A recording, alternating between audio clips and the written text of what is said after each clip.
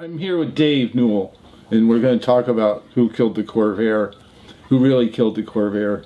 It wasn't Ralph Nader. Dave, this book here, I have Assassination of the Corvair. I haven't read this one. Can you tell us a little bit about it? Well, Andrew White was sort of a semi-qualified engineer, and he wrote that as a defense of the Corvair, which is admirable, and it was a good cause because it really wasn't an unsafe design, but it was not a great defense, really. But it has a provocative title, and serves our purposes here because no one person was the assassin of the Corvair, and no one person in particular that we have in mind. And that's what brings about Car and Driver did this article in August of '69. Who killed the Corvair? It wasn't Ralph Nader. Now, I've maintained that it was John DeLorean, because he's the one that actually ordered the Corvair production to cease. Only because he became general manager in January of '69, but the only thing he was interested in about the Corvair was getting it gone as soon as possible. Okay, so the decision to discontinue the Corvair, I understand, was way before John DeLorean and way before Ralph Nader. That's right. We'll try to tell most people don't know. People say, "Oh, Ralph Nader killed the Corvair," and I think Ralph Nader has done some good things. I mean, I read Unsafe at Any Speed, his book. Only the first chapter talks about Corvairs, and the way Nader talks in that book, he talks like the car would just flip over for no reason. And I think a lot of it was due to driver error, and I don't think the Corvair is necessarily dangerous.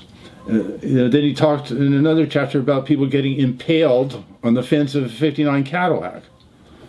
But some of the stuff he came up with was good, like people knocking their teeth out on metal dashboards and not having seat belts and things like that. So he did bring some good to the automotive world as far as safety goes. But I think with the Corvair, he may have exaggerated. Well, he's not responsible in any way for it being discontinued. He added some fuel to the fire and the controversy eventually.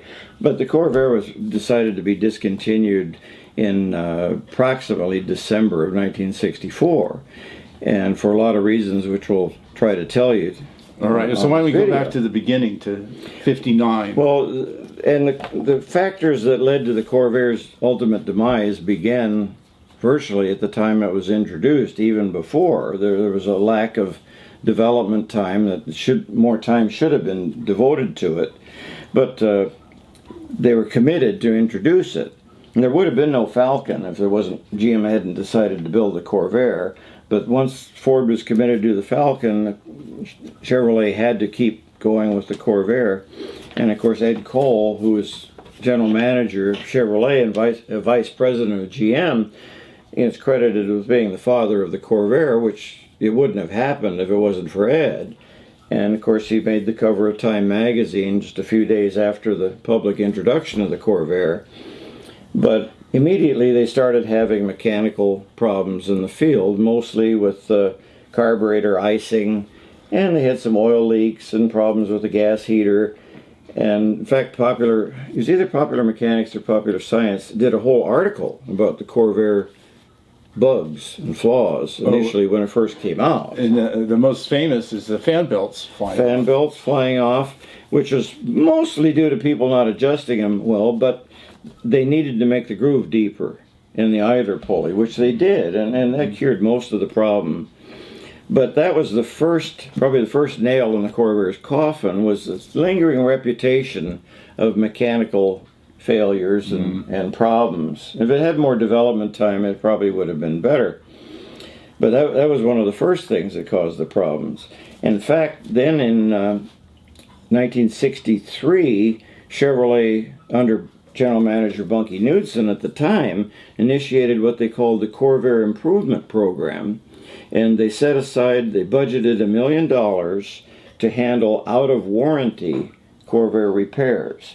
Because it was common to have blown head gaskets and oil leaks and fumes in the engine compartment, And if you complained loudly enough to your Chevy dealer, they would turn you over to the zone office, and they were authorized to fix those problems, even after the car was out of warranty or higher mileage.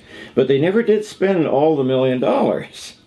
But it was available, and that was part of Bunky Knudsen's campaign to improve the Corvair, and led to the transverse leaf spring suspension design in '64, and the larger engine, 164 cubic inch. And by then, it was such a bulletproof car and such a fabulous car to drive that I really think the '64 Corvair was the ultimate Corvair development. The '65 was more sophisticated, but it had more problems.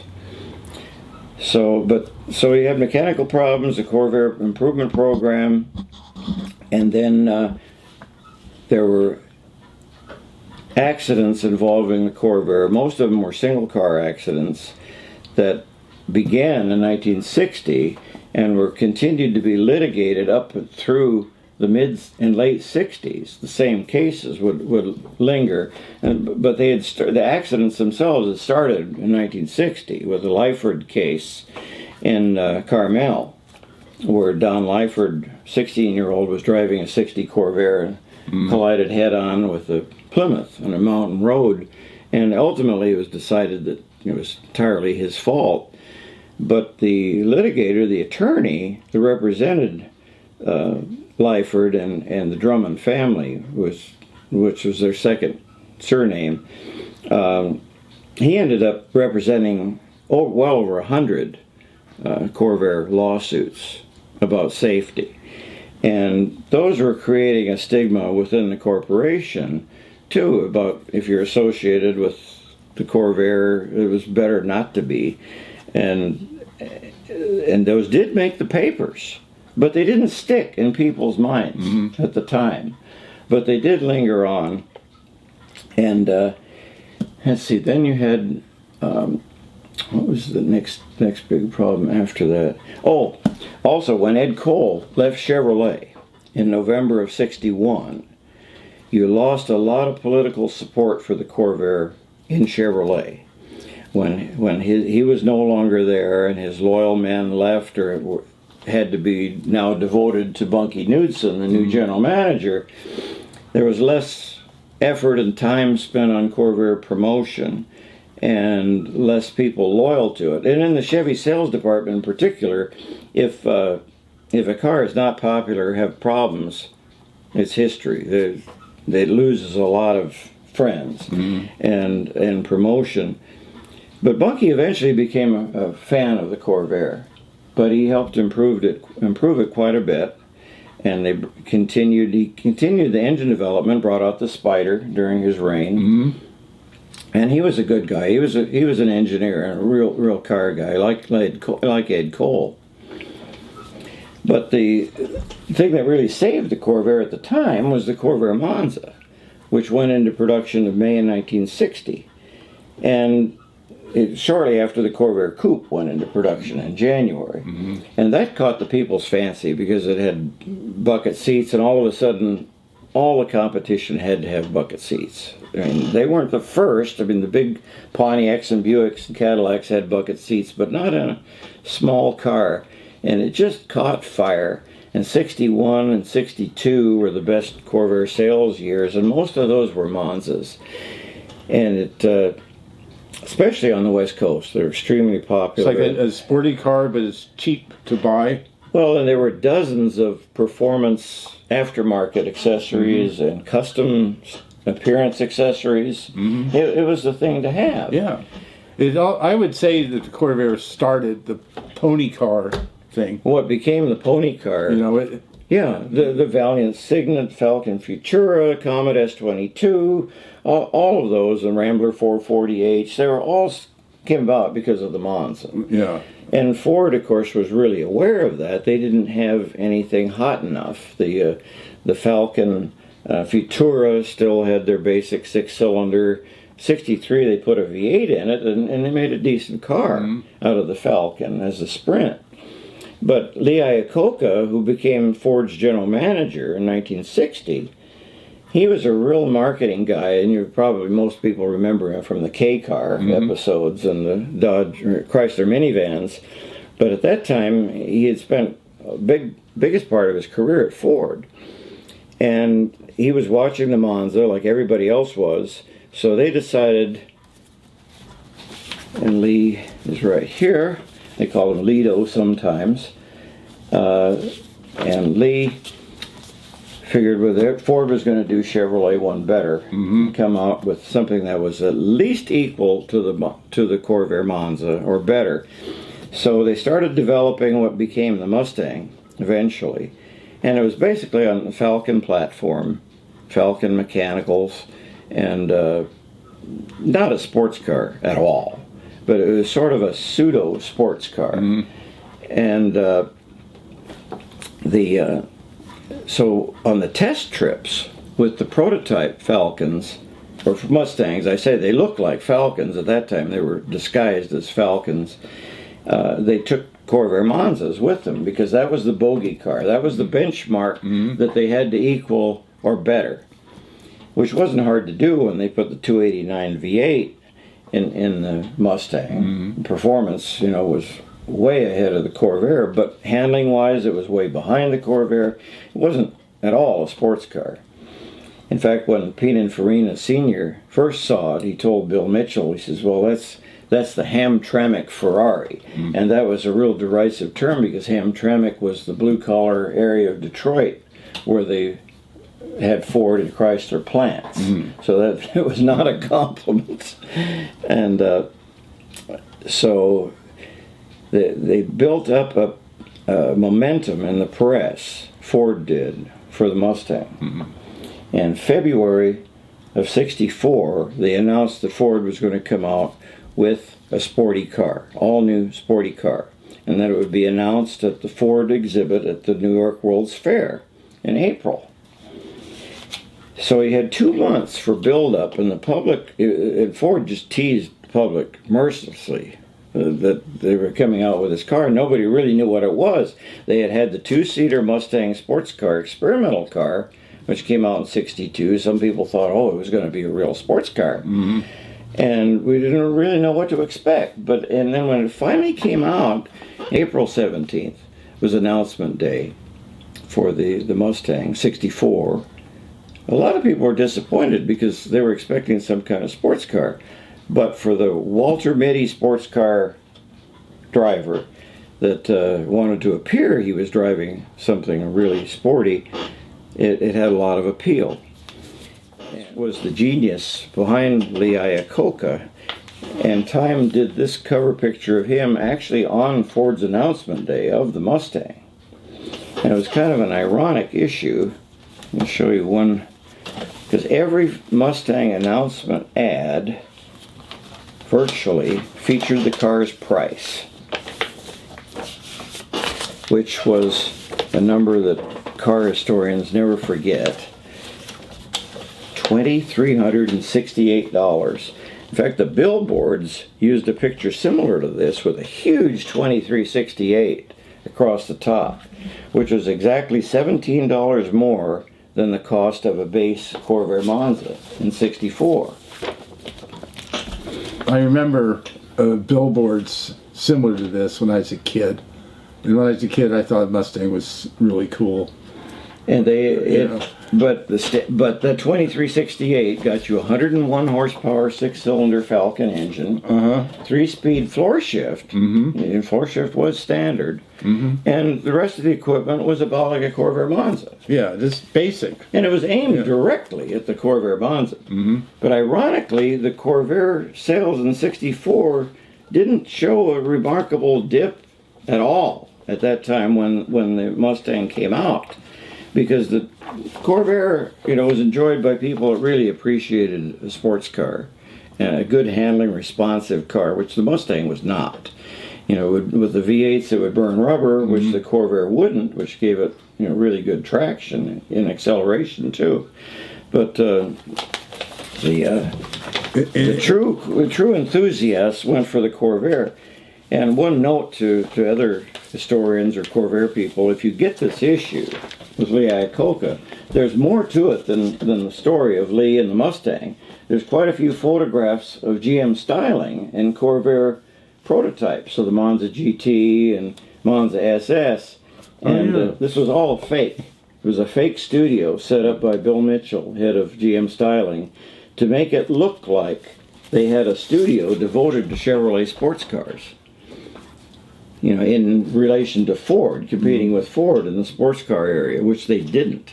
All of those models and seating bucks were brought into another studio entirely and staged completely for that photographer that Time sent out from New York.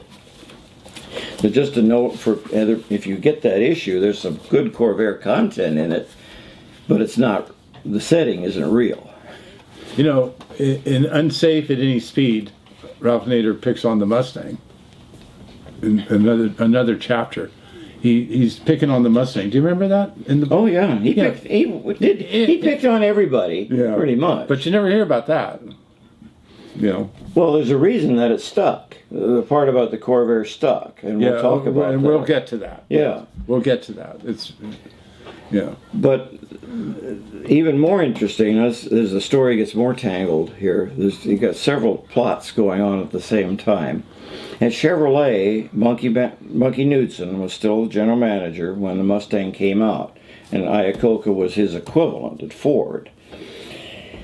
But Knudsen and Chevrolet itself were completely blindsided by the Mustang. Their intelligence for other automakers was poor, and they were totally surprised. So in February, when Ford announced they were coming out with the Mustang, that was big news. And immediately, less than a week, Bunky ordered a new car to be developed based on the Chevy 2, a sporty version of the Chevy 2 that they could promote and possibly build as a competitor to this yet unknown car that Ford was going to introduce that became the Mustang. So then in April, the Mustang was introduced at the World's Fair to the press on April 14th and then to the public on April 17th.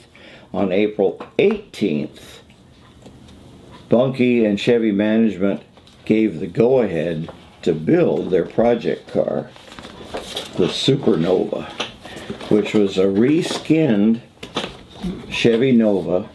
A little dumpy, I always thought, but this was Chevy's first knee-jerk reaction to the Mustang. And this is one day after the public announcement of the Mustang. Bunky approved producing this car, the Supernova, as a 1966 and one-half model. Well, they didn't last too long because cooler heads prevailed, and they knew this would be a disaster, a flop. And they would have to add conventional bumpers to it. It wasn't sporty enough. So they decided to can that idea and go with a better-looking car, sportier car, and that was in December of '64. And after that, the Supernova was still, they had it on the show circuit, the auto shows, and at the '65 New York World's Fair at the GM exhibit, sort of as a red herring about what Chevy's response to the Mustang would be. But that's when they decided to build the Camaro. And Codename Panther. Codename Panther at the time. They hadn't chosen the Camaro name. That didn't come until almost introduction time. Supposedly it meant pal in French. But anyway, so also at that time, they decided that the Corvair would be discontinued at the end of the '67 model year. Now, when was this again? This was in December of 1964. Okay. In December of 1964, the late model Corvair was already out. Since September. Yeah. And that had been in development for, I assume, several years. Late 1962. Okay. Development started. So that 65 Corvair was already out. They sold pretty good in 65. They did. But the Mustang had come out in April of 65. Mustang had come out in April. And caught them by surprise. Well, and the worst thing was that up until the Mustang, the Falcon had been the most successful new car ever introduced in America, production-wise, sales-wise, up until the Mustang, which took the crown when it came out. Right. It was the most production, the highest production and sales of any new car ever introduced in the country. Okay, so made here anyway. So again, I'm going to emphasize the decision to discontinue the Corvair was made in December of 1964. And that's the word filtered down through the corporation to stop further development on 65, 66, even 67 Corvair for anything other than safety or smog purposes. Right. Now, that was never a letter. Some people have turned what Carl Ludwigson referred to in his book as word coming down, interpreted that as a letter. Well, nobody would write a letter at that time like that because it would get leaked, and it would be, the product security would be ruined. You don't let plans like that come out. Yeah. Decisions like that are made in meetings with top executives. They filter down, and projects like some of the options they'd planned for the 66 Corvair, they just get killed. And there's no mention that the Corvair is going out of production. Right. They just kill, like they were going to have a floor shift, a console with the floor shift, Well, that would have been nice. a full reflector in the cove molding around in the rear,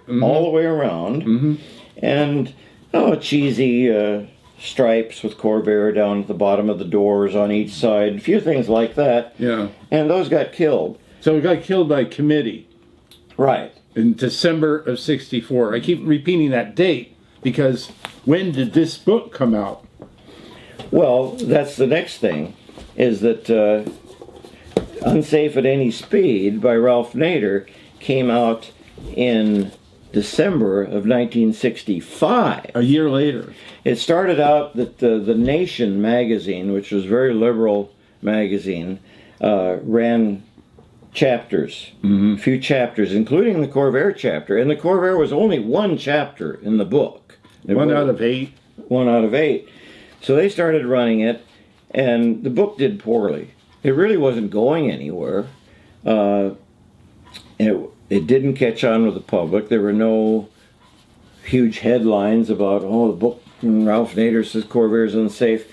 No, nothing. There was one event that started that and that made Ralph Nader. Nader did not kill the Corvair. His book did not kill the Corvair. They just added fuel to the fire. See, because that time, then getting into calendar 66, of course the 66 Corvair is still in production. GM have decided that it's going to be doomed at the end of the 67 model year. And the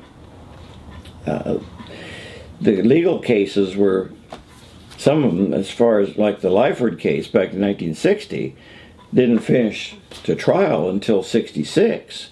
So they were hot. And over 100 of those cases were represented by David Harney, an attorney from LA.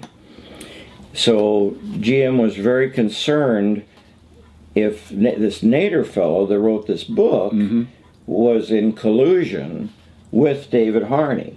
And if he was, he could be disbarred because Nader had gotten acquainted with Senator Abe Ribicoff in the U.S. Senate and was involved with Ribicoff's Senate subcommittee on auto safety.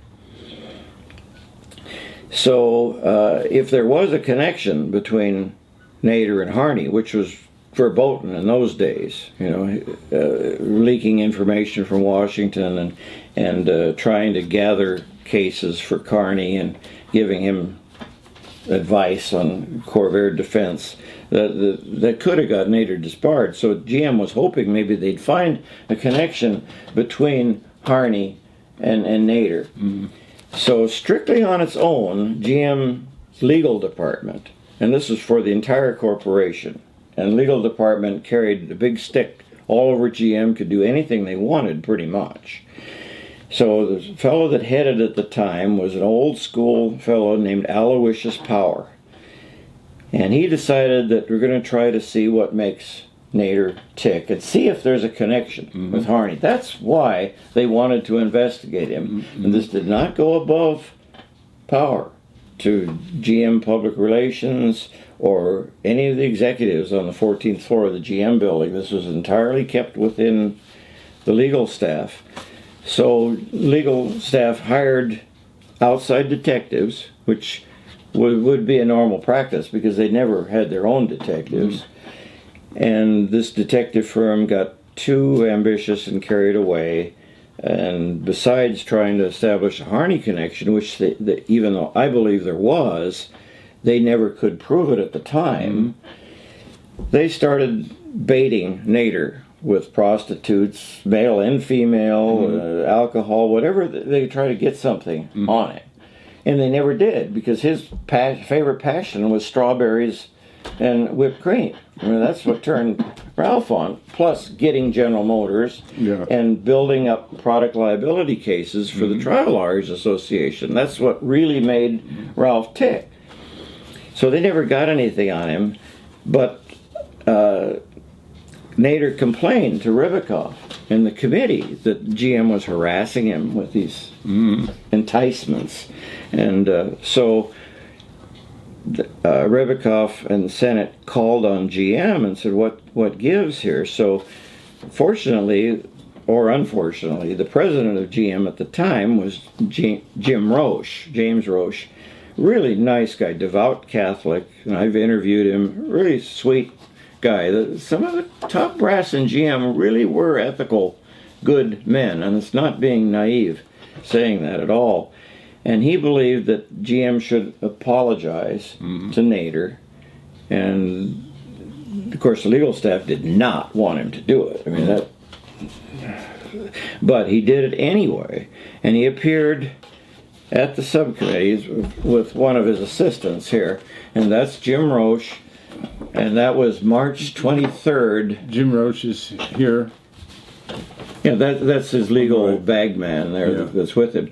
But this is a photo of him apologizing. Of him apologizing to Ribicoff, to the entire Senate and the subcommittee, and to Ralph Nader for following and harassing him. Well, it's debatable whether he should have or not, but I've interviewed Roche, and he really was sincere. He felt it was the right thing to do. But that is what made the connection in the public's mind here, and the wire services circulated this picture of Ralph Nader and Jim Roche on this side, and Jim Roche, and the caption refers to Nader's book, which condemned one of the chapters condemned the Corvair. That's what really set the public's mind, the connection between Nader and Corvair, because Nader's book probably would have foundered if it wasn't for this event. So you don't dare say that Nader killed the Corvair. It was GM that had already decided to kill it, and if they hadn't, this would have killed it. So from then on, his book started to do better because he got the publicity from this apology. And he had also sued GM over them following him, and the money that they gave him he used to start his Center for Auto Safety. And it essentially made Ralph Nader, was that GM followed him. If they hadn't done that, we might not have had the big fracas over the Corvair safety that we did, even though the lawsuits were still going. GM ended up winning all of the ones that came to trial. And after they won so many, Dave Harney gave up and settled all the rest. And GM just settled the rest for pittance because it was a lot cheaper to do, and they'd already proved their point. And Harney knew that he couldn't win a case against GM because the Corvair wasn't the fault of these accidents. It was driver error. Driver error. Or, like I've always maintained that there's nothing inherently dangerous about a Corvair. When I was 19, I got a hold of a 61 coupe. That's one of the years it was unsafe at any speed. I got a hold of one. I went on a twisty mountain road, downhill, as fast as I could, trying to see if the thing would break. And it just stayed flat. handled like a sports car. Was that after your MGB or? It was after I had an MGB. Yeah, well, you knew how to drive. Yeah. I knew how to drive. When I was a kid, I worked for car dealers. I've driven every kind of car there is. You knew when you were into it too far. Yeah, and when that thing, I couldn't get it to brake. Yeah. I don't mean brake, stop. I mean, I couldn't lose it. It stayed flat on the road. Well, it's like my dad put 66,000 miles on our 61, which was even heavier in the rear with air conditioning. 2 years? No, in 3 years. 3 years. 3 years. That's a lot and of he miles. said the rear end only broke loose once. He was in gravel on a mountain road, and he was no problem. He had driven race cars in the 30s, just gentle, flick back, no problem. Well, I think that one factor made people maybe lose control of a Corvair would be overinflating the front tires, where you're only supposed to have 20 pounds or in the front to put more rubber on the road. And back in those days, you go get gas, the gas jockey would fill up your tires, 32 pounds all around. If you have 32 pounds all around in a Corvair, it makes it unstable at high speeds. It's not quite as dangerous as you'd think, but it makes it handled differently. Yeah. And in fact, that was like I think the second lawsuit dated back to the case where the Chevy dealer in Santa Barbara had inflated all the tires to the same pressure. And they ended up, the dealer had to pay on that one. Yeah. It says right in the glove box, that sticker, keep more air in the back than the front. I forget what it is, 12 pounds difference or something like that. Well, and every gas station sent specs on a book of specs on all the cars telling you the tire pressure, but a lot of guys did. The guys that work at gas stations just filled them all up the same. And I think that might have something to do with it. I don't think that this rear suspension is dangerous necessarily. Other cars at the time had the same swing axle. Well, and that's the other thing, is that if you accept the concept that the Corvair had a design-in safety defect, then the Volkswagen, you don't even want to get near a Volkswagen. Well, yeah. Because they can be really treacherous. And how about the old bathtub Porsches? Didn't they have swing axles? Until they added a leaf spring similar to the 64 Corvair So to the C model in 1960. Yeah, so the 64 Corvair was the last of the early models, and by that time it was refined. Oh, the 64 was a marvelous car. Handled almost as well, within just a few tenths of a G less than the 65. Yet it had a better ride, the body was stronger, and 110 4-speed, you had the same performance as a 65. It was really refined. Now in 65, when the new body style came out, that's also when the new suspension came out, which was basically a Corvette suspension. In the sense that it had 4 U-joints, basically. But it was similar. The layout was different, but it had 4 U-joints like the Corvette. But it was refined. But they had problems with it initially. They had some initial steering that was built into the rear suspension, that it would tend to want to oversteer the car, although not just oversteer in the sense that we know it with the rear swinging out, but it would add to the steering input. But they corrected that by changing the geometry settings on the alignment. But it didn't have many problems in particular. But then, speaking of Volkswagen, Nader also came out with a book on the Volkswagen. And this time the book was entirely for the Volkswagen. Small, unsafe. Small, unsafe. Which was a play on the old Volkswagen ad, which headlined I didn't Small even know Wonder. about this book. Small and Safety. Small and Safety. And that came out in 1971. And see, and at the height of the Corvair lawsuits, GM had set up Frank Winchell from Chevy Engineering in a separate building on Mound Road, which was entirely devoted to building displays and doing research for the Corvair cases that were coming to trial. Well, Volkswagen sent over a few of their engineers to get advice from Chevrolet and GM Legal on what they were doing to defend the Corvair. And they took it all in and took their notes in the thorough German method. And then when this came out in 71, the difference was they didn't react. Volkswagen didn't react. There was no following Nader or nothing in the press denying it. Nothing calling attention to it. And like the Unsafe at Any Speed probably would have, it died. And the Volkswagens had such a loyal following, even more than the Corvair, and it was a cult. You couldn't convince Volkswagen people there was anything wrong with their cars. Yeah. And it just went nowhere. But most people don't know that he did an entire book on the Volkswagen. Well, I didn't know. But because it went nowhere. It didn't get in the press, virtually at all. But then we're getting ahead of ourselves with that. We come to, so we come to the end of the 66 model year, and in late 65, Pete Estes became Chevrolet general manager.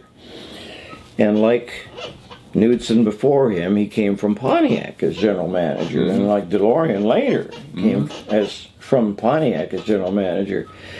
But Pete was an engineer's engineer, like Ed Cole, a nuts and bolts guy that he would get in there and turn a wrench with the engineers, even though he was the boss, and people loved him.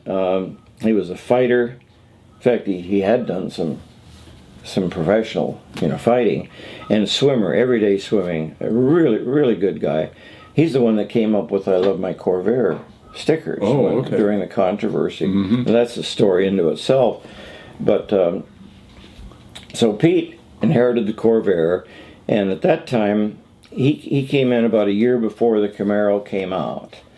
So the Corvair still had the 67 model year to go before it was slated for discontinuance. And when they decided to build the Camaro, they decided, well, we'll strip the Corvair of its goodies, so it doesn't compete in any way performance with the Camaro. So I take away the turbocharged engine, And the Corsa model, and the Corsa model, and the 144 carburetor engine. yeah, right. Just make it a basic economy car. You had the Monza and the 500 series, and that was it. And the biggest engine was the 110. That way it couldn't compete with the new sporty car they're coming out with. Yeah, and as it turned out, the Camaro really didn't do that well because the Mustang pony car market was getting diluted, and it never did what Chevy hoped it would do.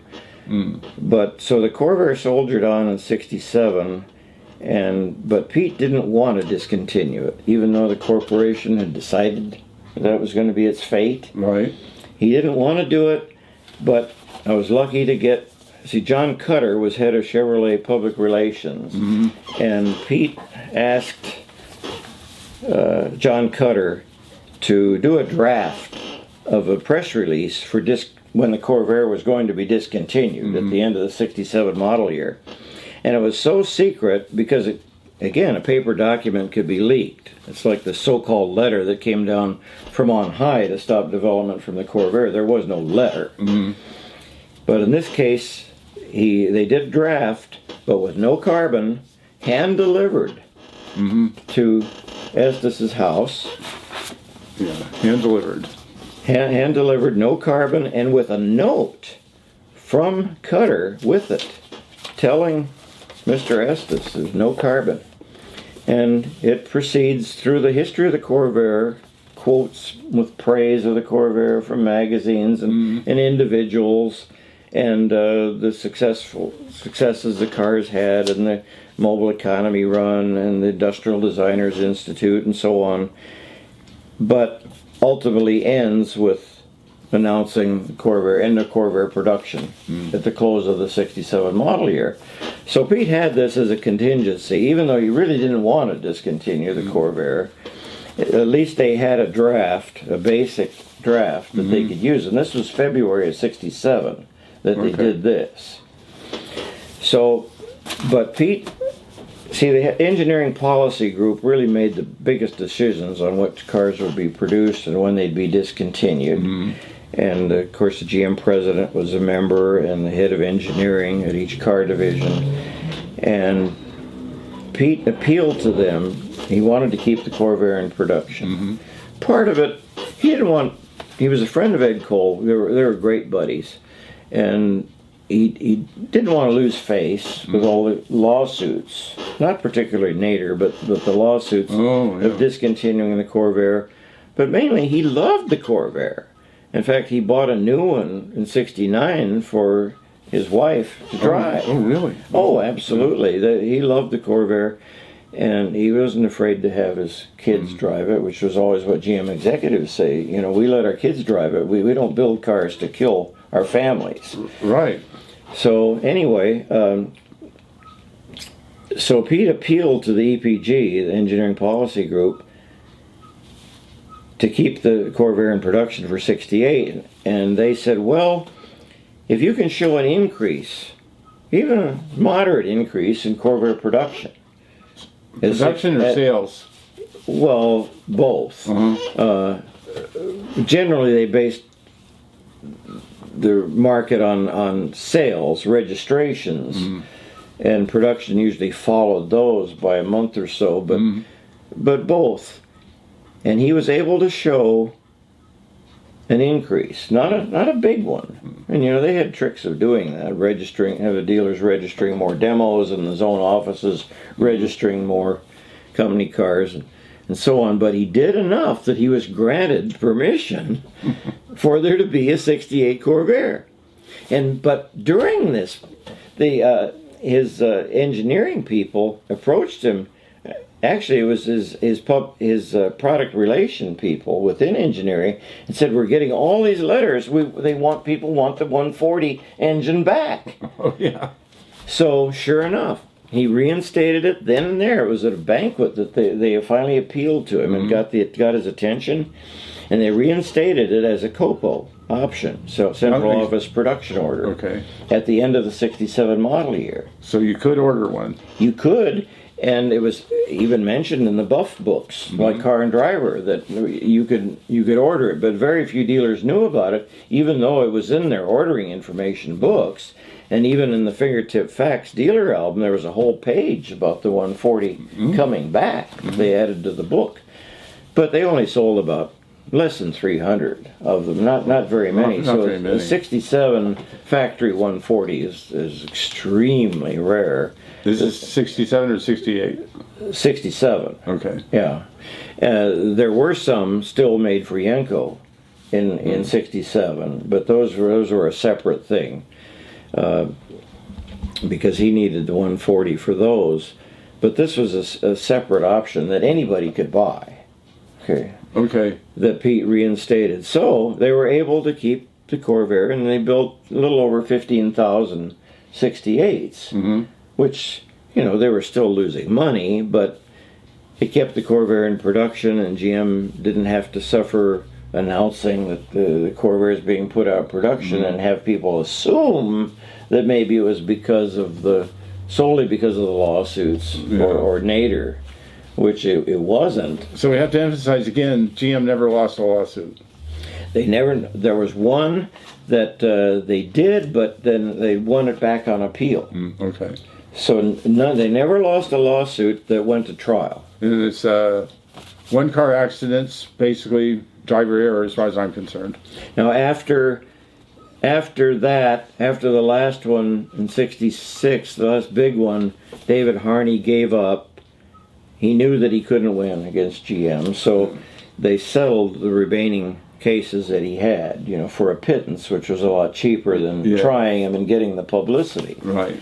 And they probably would have won most of those, but it really wasn't worth the money and the publicity, you know, to drag those in front of the public.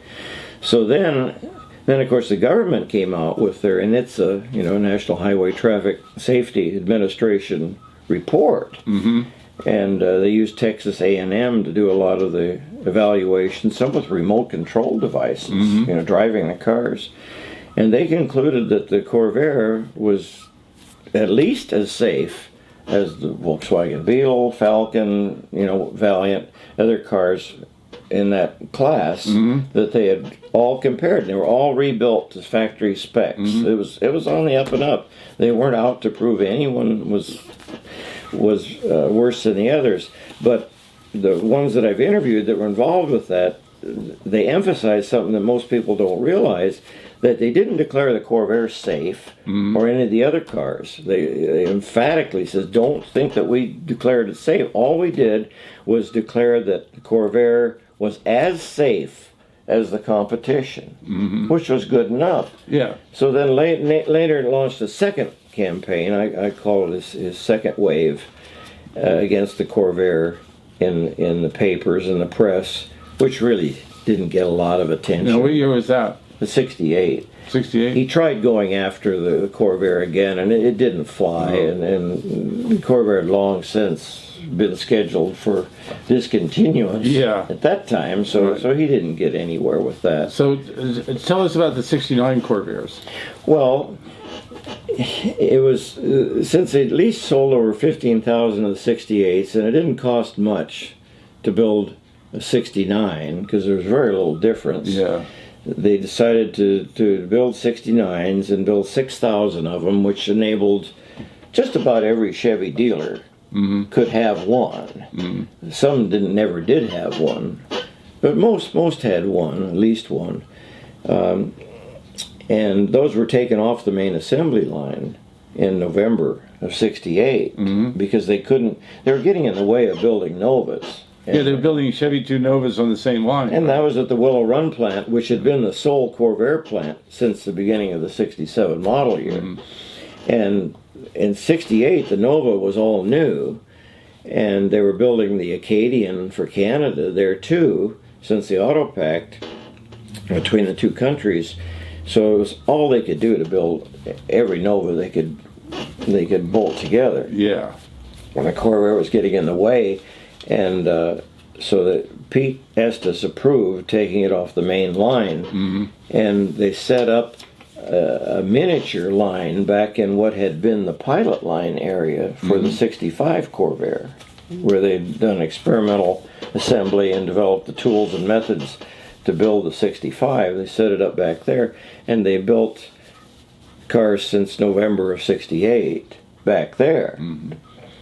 But even then, they were going to build those out up until July of 69, but the pressure to build more Novas was on, and the corporation decided to build them out in May, with May 14th being the last day. But the corporation did not make the official decision to end Corvair production until March of 1969. And that was the EPG group, and Cole was there, and he had to submit that, it was time. They waited till that was about the last minute. Besides the lawsuits, the early technical, problems with the engine, the bugs, and the lawsuits, and following Nader, those are all key factors in the Corvair demise. You also had the Chevy 2 and the Chevelle. Oh, yeah. Which were big players in helping the Corvair dwindle.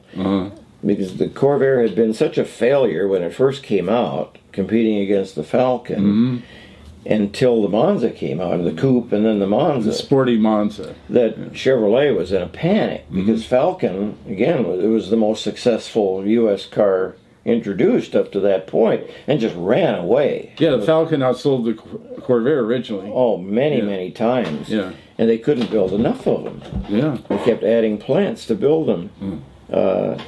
And it basically had a 90 horsepower 6-cylinder with three on the tree standard.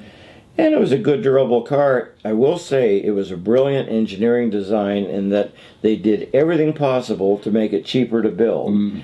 Even the window cranks and door handles, they started a Ford engineering standard of putting those up high so the linkages would be shorter and cheaper to build. The stampings were all mirror images. Anything they could do, and really did a brilliant job of making a super cheap car to build. And it was much more deluxe inside than the Corvair, and cheaper too, because the first Corvairs that hit the showrooms, Chevrolet tended to load them up. Most of them were 700s, the deluxe model, with power glide, and virtually all of them had the optional gas heater. So they could get up to the, pushing $2,500 by was a lot the of time money. he did all that. And that was Biscayne territory, which created a headache for the sales department, too. Because for a few $100s, or maybe not even a few $100s, for a few dollars more, you get a full-size Biscayne. Biscayne. Yeah. And not much more. You could step up to a Bel Air. Right. And there was a problem that Chevy sales department was conscious of at the time, is that how do you sell a rear engine car, air-cooled, and a front engine water-cooled side by side in the same showroom? Initially, they thought of requiring a separate showroom, which would for the Corvair. Ellis Brooks had a separate Brooks, showroom. and there were a few around the country. Yeah. But it was hard to press small dealers to do that.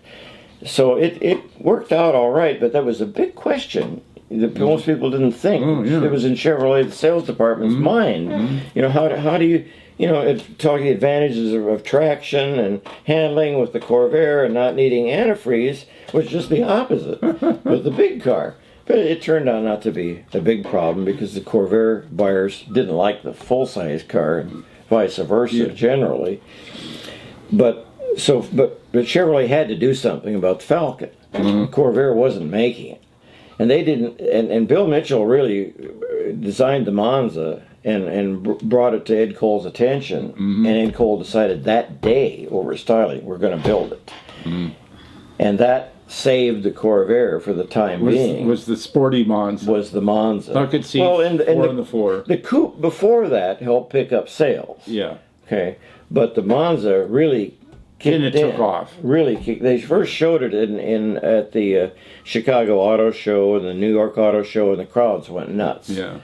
So that really helped the Corvair, but they had to have something to compete with Falcon. So it's a crash program, like a lot of things at Chevrolet at the time, was to build a Falcon competitor, hopefully Falcon beater. So they took a Falcon, they measured every dimension and designed the Chevy 2 body almost to the inch. It was unitized like the Falcon, but it didn't include the front inner sheet metal that the Falcon did. And the Falcon used McPherson struts in the front suspension, which the Chevy 2 didn't. And the front inner sheet metal was welded to the rest of the body. Well, Chevy decided that we're going to make a separate subframe in the front to hold the engine and front suspension and bolt it to the firewall, to the cowl area, which worked out fine. So what they did on the pre-test cars at the proving grounds and in the public roads is they took the Falcon body, cut off the front sheet metal, bolted on the prototype Chevy 2 frame in the front, and drove it anywhere as a Falcon, and nobody knew the difference. So they had complete product security, but other than the single leaf rear springs in the Nova, which were an innovation, first time that they had done that, it was basically a Falcon, dimension-wise, and driving it, you probably couldn't tell, except for the Ford's unforgiving traditional clutch, you probably couldn't tell the difference. But it's still, when it came out in '62, there was no sporty version. The Nova was up-level trim, like the Deluxe Falcon. Yeah. But it wasn't until '63 they came out with the Nova SS. Because when the Nova came out, the Chevy 2, the Nova was just the top-line model. The Nova was the high-end trim package. Right. And '62, when it came out, that let the Corvair be more devoted and promoted as a sports car, a sporty car, which it was. In the magazines that appeared in the same ads, they put the Corvette, piggybacked the Corvette down at the bottom of the ad. Oh yeah, I've seen that. Yeah. And so it let the Corvair tend to that market. Corvair didn't have to be the sole competitor in the basic family transportation it smaller had a car. Sporty car image. Yeah, it let the Corvair fill that role. Yeah. Okay. So, but in '63 they came out with the Chevy 2 SS, and it was creeping up into, the sporty territory. But the Corvair still held its own, and the Spider had come out in mid '62. Spider was the turbocharged model. It was the first production turbocharged car, regardless what Old says about the Jetfire. The Jetfire didn't last though. No, it only lasted 2 years. Yeah, but it actually didn't get in production before the Corvair. It was announced well before the Spider, but it didn't get into production until after it, which is what counts, is when the car gets into production. Right. That's what counts in Detroit. Okay. So anyway, so the Chevy 2, but Chevy 2 never did very well. It, again, like the Camaro later, it didn't really live up to Chevy's expectations. Ford had already harvested the bulk of that market with the Falcon and the Mustang, so the Chevy 2 and the Camaro were kind of Johnny-come-lately, me too. So there was a decision to drop the Chevy 2 after 64, which would leave Corvair still responsible for the sedan and basic transportation role. So that's why the Corvair ended up having a sedan in 65 and still being restrained to the more plebeian basic transportation rather than going the all-out, balls-out, sporty route that Bill Mitchell wanted to go with it over at Styling. And see, that when the 65 Corvair was first designed, it was going to be a fastback, not only on the two-door, but the four-door. So it was going to cater to the sporty market if it didn't have Chevy 2 alongside it in the showroom. So when the 65 Corvair finally came out, it was still was designed to fulfill a basic transportation role in the Chevy lineup because the Chevy 2 had got a reprieve. And they finally put a V8 in the Chevy 2 mid-year in 64, and its sales started to go up. So, the Chevy 2 was go. They carried it over for 65 and then reskinned it in 66. But, so the Corvair was still saddled with the four-door and the cheaper models. Who knows what had happened if it had really gone all out, the sporty route. But it couldn't due to the situation at the time. The Chevy did the best they could. And another thing, too, is when the Mustang came out, the 65 top-line Corvair was still going to be the Spider. But Chevy's ad agency, Campbell Ewald, figured, well, we can't keep using the same Spider. We've got to make it seem like it's an all-new car, like the Mustang. To get the publicity. The Ford comes out with the Mustang, well, we're going to come out with the Corsa. And that's what brought about the Corsa name. Okay. And I've got a production 65 Spider emblem, and it was going to. They even made cufflinks with the 65 Corvair and a Spider in the background on the prototype cufflinks. It was go. It was going to be the Spider until about June of 65, about the time they were building the pilot cars. Or June of 64. Or 64, excuse me. Yeah, like 2 months before they came out. Yeah. And so that was a crash program to change it to Corsa, to make it seem like it was an all-new, and basically was pretty damn near all-new car, but they wanted to make it seem like it was a new model, like the Mustang. Yeah. But then you had another nail in the Corvair coffin, was the Chevelle. See, because you had the Chevy 2 join it in the showroom in 62, and then you had the Chevelle join it in the showroom in 64, and those buyers, that diluted Corvair sales, especially the Chevelle, because the initial Corvair buyers at 60, 61, even 62, it was time to buy a new car, generally. And maybe they were single then, or they had infants, and by the time the Chevelle came out in September 63, their families had grown. It was like mine. We traded the Corvair on a Buick Skylark, which was Buick version of the Chevelle. So it was a perfect setup to lure early Corvair buyers to switch and move up to the Chevelle, and a lot of them did. It was a logical, practical thing to do. Right. Part of the idea of the Chevelle was to go back to 55 to 7 size Chevy, because a lot of people didn't like the tuna boat size ones that Impalas that Chevy had dimensionally, become. it's like a 55 Chevy. Yeah. Yeah. In fact, the press release photos compared it to an outline of the 55 Yeah, I can see that. Chevy. I can see that. And that's one reason it was popular, because a lot of people wanted Chevy to go back to traditional practical size instead of this a deliberately extended rear end on the 63 and 4 Impala, which was way unnecessary unless you had an army to carry in the trunk.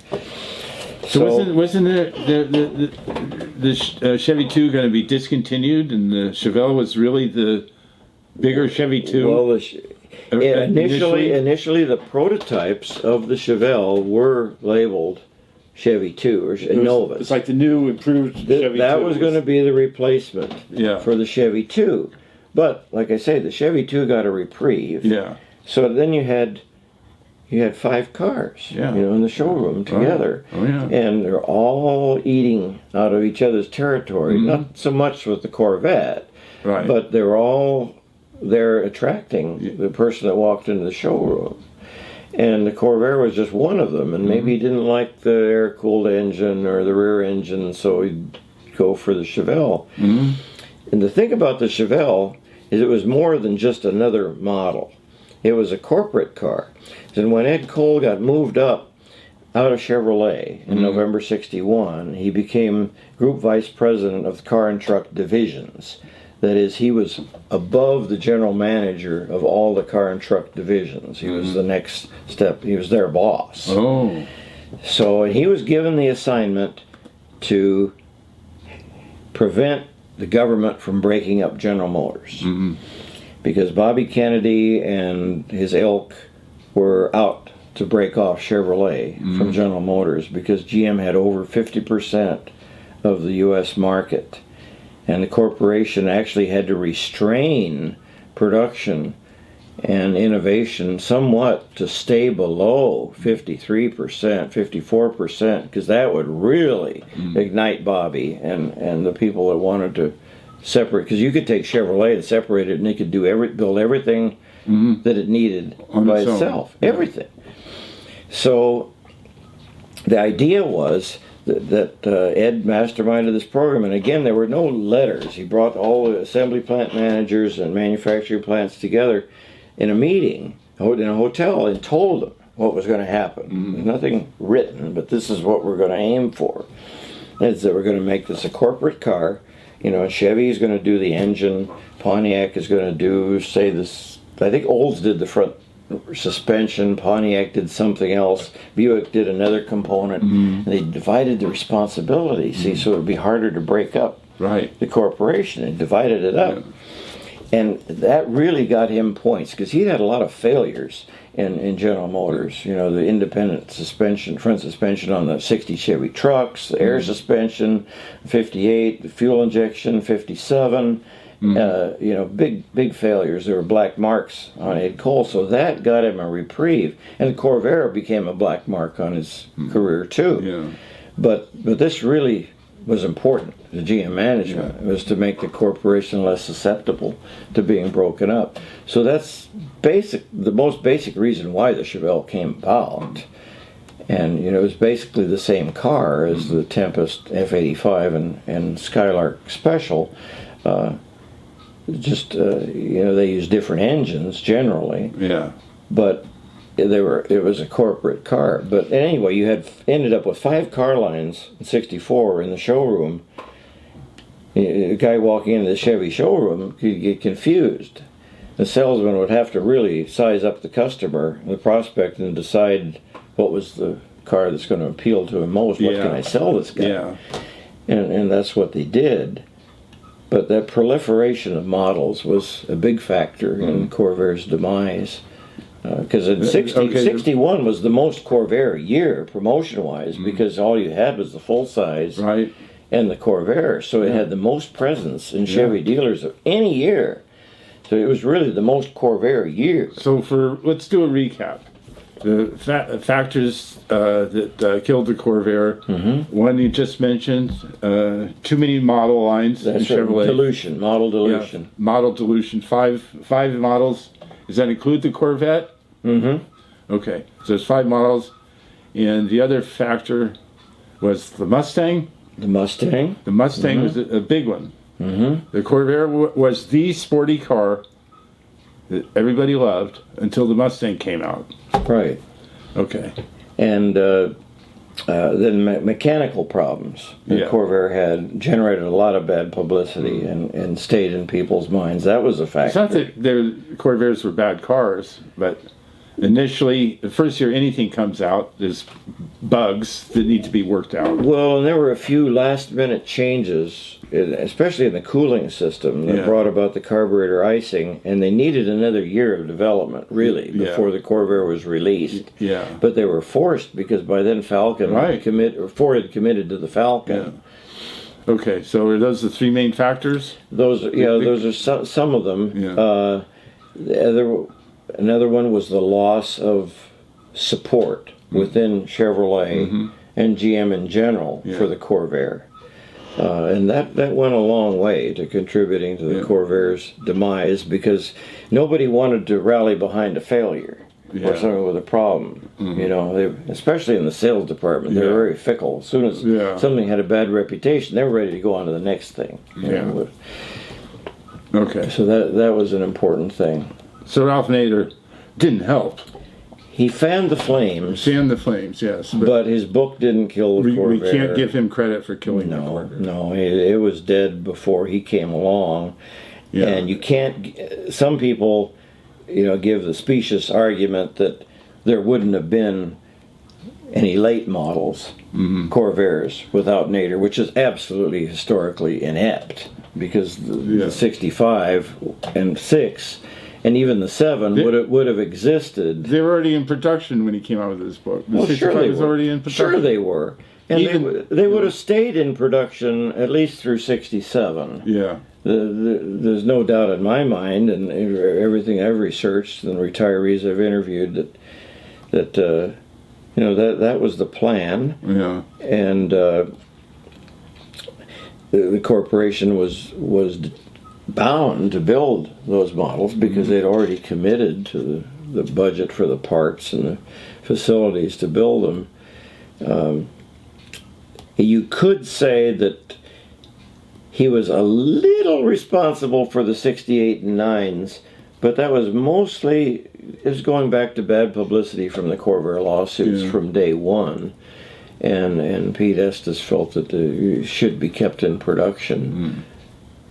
But so they wouldn't look at fault. But the 68s and 9s would never have happened without Pete. Yeah. It would have been discontinued at the end of the 67 model year, and whoever was general manager, even if it was Pete, if the corporation hadn't given him an opportunity to build the 68, he would have had to issue that press release that we showed, to discontinue the Corvair at the end of the 67 model year. Yeah.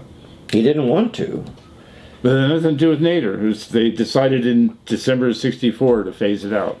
Yeah, and his book wasn't doing well until Jim Roche insisted, against legal department's advice, to apologize in public. And once that hit the fan, and like I showed with that press picture, the wire services and the media made Nader and the Corvair, Roche, and the apology all stick together. And that's what makes people remember Nader and the Corvair today. Okay, one final question before we go. General Motors does not build a car without a dealer order. That's right. The dealer has to order the car, then they build it. Why did they build 6,000 Corvairs in 1969 without dealer orders? Well, they weren't all built without dealer orders. Okay. It wasn't until about the time that they took the Corvair off the main line that they decided that they were going to build out 6,000 regardless if they had dealer orders or not. And that was one of the few exceptions ever made in General Motors. Chrysler got in big trouble with that in the 70s, because traditionally they had built cars and kept them in stock in Detroit and metered them out to dealers and just about killed Chrysler. All these new cars sitting around. Yeah, they couldn't sell. So what was the deal with the Corvair? Why did they make cars without a dealer order? Well, because they'd already committed for 6,000 sets of parts. Okay. Okay. And they weren't getting in enough orders. They figured in the time that was left, because it was scheduled to be built out in July of '69, they weren't getting enough orders, to build that many by then, based just on orders. So they decided, well, we're just going to build them anyway, and then feed them out to dealers, whoever wants them. And you can tell those cars that were built without dealer orders, because on the window sticker, the VIN number is typed in. Oh. Normally they were rubber stamped at the end of the assembly line on the window sticker, as it was printed out at the end by teletype, and in multiple copies. One copy went to the dealer, one stayed with GM, and one was put on the car. And they were rubber stamped with the VIN right then and there on the line. But the cars with that were built without a dealer order, they couldn't put the dealer's name on there. Right. So they left the VIN area, the model number, part of the serial number was there, but the last 6 digits, which was the actual serial, they left that off, and there was no dealer's name. That was typed in later, both of them. Generally, the ones that, very few cars that were built without dealer order had any unusual options on them. The ones that were optioned up were deliberately done that way by collectors and enthusiasts. Oh, that somebody went in and ordered it special? They wanted everything. Yeah. Well, Dave, thanks for clearing that up. Who killed the Corvair? It wasn't Ralph Nader. It sure wasn't. And I appreciate your insight and your vast knowledge on the subject. Well, I'm still learning. No, you know everything. No one will ever know everything. Even people who were there can't see the whole picture. Well, you've done a lot of research over the years, and you're a vast reservoir of knowledge. I'm glad to do it. There's one thing you didn't mention. What's that? Oh, yeah. You were going to ask about that. The armband. What's this Corvair armband? Well, it doesn't look like much, does it? No. But that was issued at Chevrolet Engineering Center, which they called CEC, Chevrolet Engineering Center, on May 14th, 1969, the day that the last Corvair was built, the Willow Run. And everybody was given the black armband with Corvair on it to wear that day. And I got that from a retired engineer. So far, it's the only one I've seen. There's probably others out there. So that's like, the real deal. It is. Wow. And that's why I wore it. Imagine that. And more Corvair trivia. Yep. But Okay. there really was a love for the Corvair. Yeah. Even with all its difficulties. Yeah. And Well, somebody that really likes Corvairs will say that they're not unsafe at any speed. definitely not. That's a myth. I mean, I've driven Corvairs for tens of thousands of miles over the years. I'm still here to talk about it. Well, we hope that anybody interested in Corvairs will look up the Corvair Society of America on the web and join. There's still a solid club, and people are really anxious to help newbies and help you avoid buying a bad car and get you started right. Alrighty. Thanks for watching.